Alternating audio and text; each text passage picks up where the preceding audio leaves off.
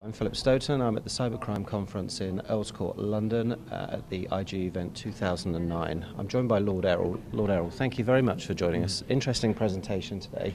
One of the things you touched on is the relationship between recession and crime, and particularly cybercrime. Expand on that a little. Well, it's fairly simple. It's to do with the causes of people being fraudulent. First, you come under financial pressure because your family income is being hit. You then come under pressure from the family to do something about it. And if an opportunity presents itself, and you really think you can get away with it, then it's very easy for people to rationalise it and say, well, I was underpaid, underappreciated, they didn't give me a bonus this year or whatever. And then they try it on. And particularly with also companies' budgets reducing to try and protect against things, I think you'll also find that also is a driver to make fraud easier to perpetrate. Right, so the opportunity is higher. And do you think this is something that is, I mean, probably something that's generally the case in crime, but you think it's something that's more specifically relates to cybercrime? No, not particularly cybercrime. It's just that nowadays so much is done online or using computers or over the internet. And you also see people feel there's that remote bit that they can probably get away with it more easily when someone can't see them. Because they can't see, they're looking crooked. Well, that's what I wondered. You know, there's maybe a guilt issue there where it's all very anonymous online, and actually you're probably perpetrating the crime under another identity anyway. So and hoping to get away with that. Yeah. Yes. Absolutely. And people will tell things to computers because they think that they're completely anonymous. They won't tell to another person face to face. Isn't that interesting? Well, because the computer's recording it, and that's far more. Yes, but they're not seeing your body language and your reactions. Of course. I sometimes think that part of the reason that we've had the entire crisis recently was the demise of the city lunch. They were all told to work through lunch, so you didn't get to eyeball the person you were doing business with. Right. And learn who you could trust and who you couldn't.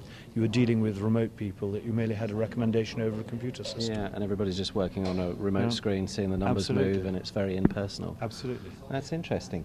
And with respect to government priorities, obviously government money's got a lot of places to go at the moment, you know, funding all kinds of things. Where does cybercrime fit in that list of priorities? Well, the trouble is, of course, there's a lot of people who say, well, cybercrime, it's traditional crime just enabled by the internet, by computers or whatever.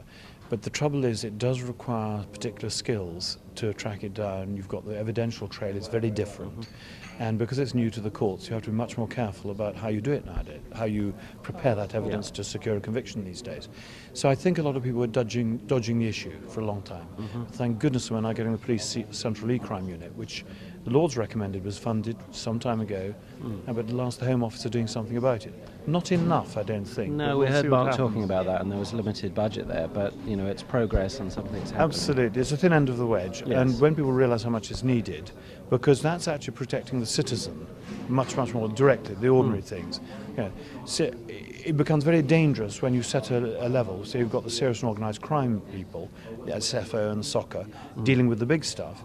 It's very easy for someone to use that gearing factor, that multiplying factor of the internet, for someone quite low level to actually do a lot of damage. Yeah, and the internet's very much a global phenomenon. It's you know, it allows you to do things across borders. It even allows you to appear in places that you're perhaps not. So how strong are the intergovernment relationships? How able are you to exchange information? And improving hugely. Now the MLATs, the MLA, the Mutual Legal Assistance Treaties, the Memorandums of Understanding, etc., are much better. We, of course, have to be careful that people don't start constructing cases international, or using it, for instance, for international business intelligence spying, effectively, by putting in requests which aren't correct. So there are some dangers behind this. You can't just allow unfettered data sharing without introducing completely new dangers into the system. But in general, where there are criminals to be tracked down, it's a lot better than it was, and people are beginning to get grips with the problem. Yeah.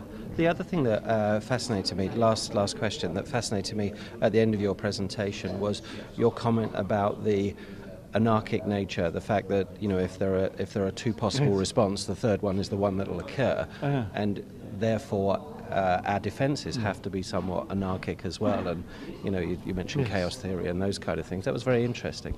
Well, I feel that very strongly, because the trouble is, if you have a completely procedural and programmed response, it's very easy for someone to stand back from it and look for the gaps in the system, or even to push it a little bit to see if a gap opens up.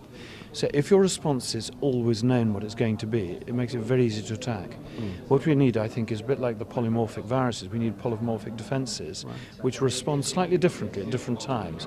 Or maybe we just do certain things in a random way based on some of the theories around coincidence, quantum theories, coincidence, etc., to try and find other ways which will be more destabilising to the attackers. Excellent. Okay. Well, thank you very much, Lord Erroll. Thanks for your time. I hope you enjoy the rest of the conference if you're staying for a while. Absolutely. And thank you for talking to me. Thank you very much.